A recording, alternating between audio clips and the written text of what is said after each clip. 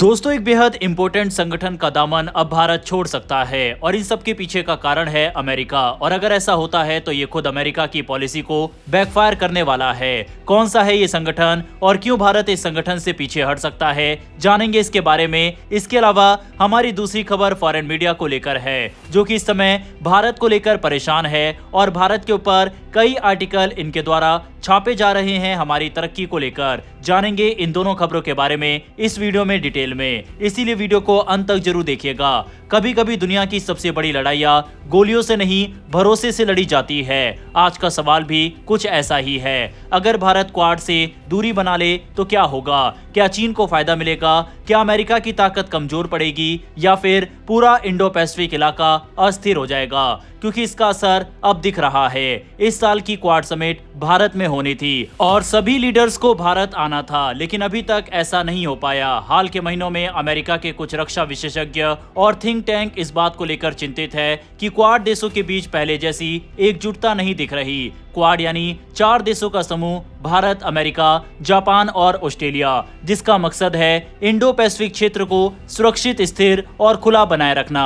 लेकिन अब कुछ संकेत ऐसे हैं जो बताते हैं कि संगठन में हल्की दरारें पड़ रही है। पिछले कुछ समय में भारत और अमेरिका के बीच कुछ नीतियों को लेकर मतभेद बढ़े हैं। ट्रेड, रक्षा सौदे और क्षेत्रीय प्राथमिकताओं पर दोनों की सोच हर बार एक जैसी नहीं रही।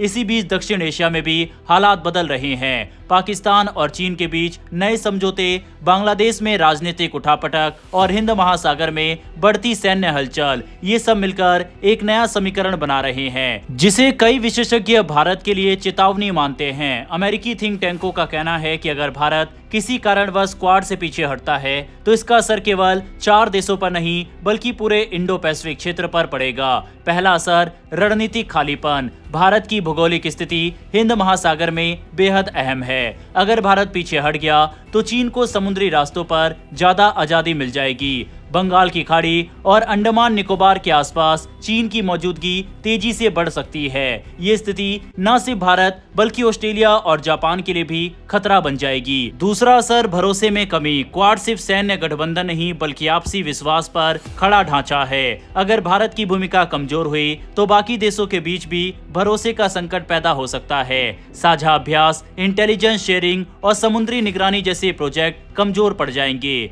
इसका सीधा फायदा चीन को मिलेगा, जो लंबे समय से इस गठबंधन को कमजोर करने की कोशिश में है। तीसरा असर, शक्ति संतुलन में बदलाव। भारत हमेशा एक संतुलन की ताकत रहा है। अगर ये संतुलन टूटता है तो अमेरिका को अकेले ज्यादा जिम्मेदारी उठानी पड़ेगी। उसे अपनी नौसेना की मौजूदगी बढ़ानी होगी, जिसका मतलब है ज्यादा खर्च और ज्यादा तनाव। यह कदम शायद चीन को और आक्रामक बना दे, जो पहले ही दक्षिण चीन सागर में अपनी पकड़ बढ़ा रहा है। कई पूर्व नौसैनिक अधिकारी मानते हैं कि अमेरिका को अब अपनी नीति में बदलाव लाने की जरूरत है और अगर वो बार बार अमेरिका फर्स्ट की सोच पर चलता रहा तो उसके सहयोगी देशों का भरोसा डगमगा जाएगा। क्वाड को जीवित रखने के लिए अमेरिका को ये दिखाना होगा कि वह सहयोगी देशों के बात सुनने और मिलकर आगे बढ़ने को तैयार है। भारत के लिए भी यह आसान फैसला नहीं होगा। क्वाड से दूरी बनाना चीन को सीधा फायदा देगा, लेकिन वही भारत को अपनी स्वतंत्र विदेश नीति का संतुलन भी बनाए रखना होगा। भारत हमेशा किसी ब्लॉक का हिस्सा नहीं बल्कि संतुलन का केंद्र रहा है। इसीलिए भारत को ऐसी नीति अपनानी होगी जो उसके हितों की रक्षा करे और क्षेत्रीय स्थिरता भी बनाए रखे। कुल मिलाकर क्वाड का टूटना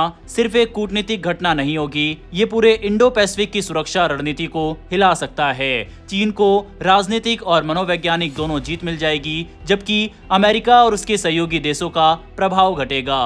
अब सवाल आपसे, क्या आपको लगता है कि भारत को क्वाड में बने रहना चाहिए या उसे अपनी अलग राह चुननी चाहिए? कमेंट में बताइएगा।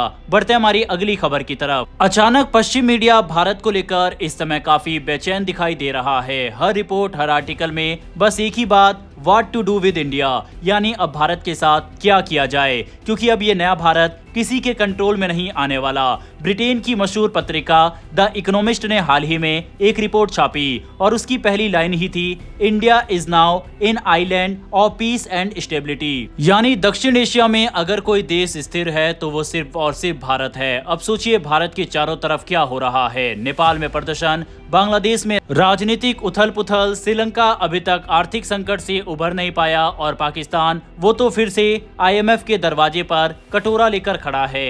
लेकिन इन सब के बीच भारत शांत है, मजबूत है और लगातार आगे बढ़ रहा है। कभी यही भारत था जिसने 1991 में अपना सोना गिरवी रखकर कर्ज लिया था।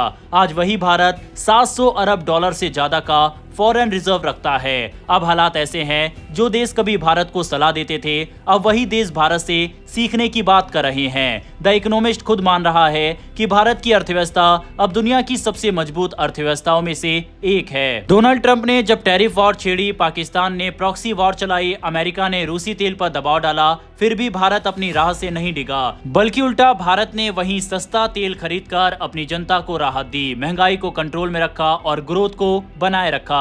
आज भारत की जीडीपी 6 से 8% की रफ्तार से बढ़ रही है, यानी दुनिया धीमे पड़ रही है और भारत तेजी पकड़ रहा है। अब बात करते हैं भरोसे की। भारत के 10 साल के सरकारी बॉन्ड की यील्ड 7% से भी कम है, जबकि पाकिस्तान, बांग्लादेश और श्रीलंका जैसे देशों की 12% से ऊपर है। इसका मतलब क्या है? इसका मतलब यह है कि दुनिया को भारत पर भरोसा है। निवेशक जानते हैं कि भारत की अर्थव्यवस्था स्थिर है, यहाँ पैसा लगाना सुरक्षित है। कोविड के बाद जब बाकी देश ने बेहिसाब पैसा छापा, भारत ने कंट्रोल रखा। भारत ने अपने बजट घाटे को 9% से घटाकर 5% के अंदर ला दिया।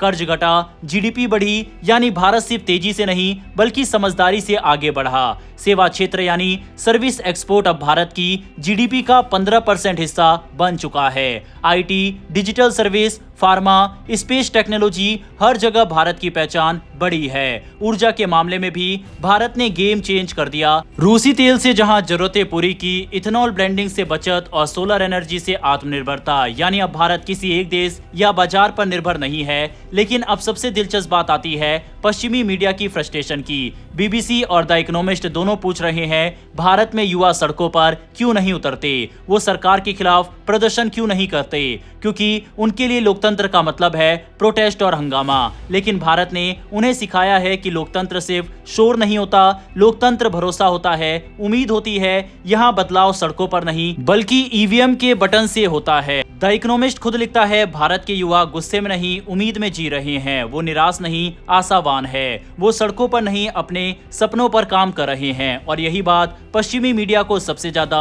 चुभ रही है, क्योंकि जब यूरोप मंदी से जूझ रहा है, फ्रांस में हर 2 महीने में प्रदर्शन हो रहे हैं, अमेरिका में बेरोजगारी बढ़ रही है, तब भारत शांति से, आत्मविश्वास के साथ आगे बढ़ रहा है।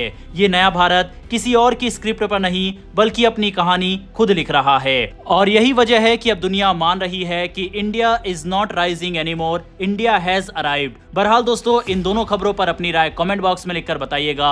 अगर आपको ये इन्फॉर्मेशन और वीडियो पसंद आई हो तो मेरी एक छोटी सी रिक्वेस्ट है कि नीचे दिए गए सब्सक्राइब बटन को प्रेस कर बेल आइकन को जरूर दबा लें, जिससे हमारी डेली ऐसी वीडियो आप तक सबसे पहले पहुंच सके। फिर मिलेंगे ऐसी एक नई वीडियो के साथ। धन्यवाद। जय हिंद, जय भारत।